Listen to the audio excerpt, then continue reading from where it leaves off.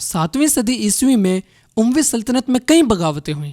ایک بڑی وجہ ان کی حکومت کی قانونی حیثیت پر اعتراض تھا، کیونکہ خلافت باپ سے بیٹے کو منتقل ہو رہی تھی۔ کیونکہ خلافت راشدہ کے زمانے میں اگلا خلیفہ مسلمانوں کے مشورے سے بنتا تھا، اور دوسری وجہ یہ تھی کہ لوگوں کا ماننا تھا کہ خلیفہ بنو ہاشم میں سے ہونا چاہیے، جو کہ حضرت محمد صلی اللہ علیہ وسلم کے خاندان سے تعلق رکھتے تھے۔ اسی وجہ سے سن 719 عیسوی میں ہاشمیہ تحریک شروع ہوئی، جس نے 746 عیسوی میں خراسان اور بعد میں کوفہ پر قبضہ کر لیا۔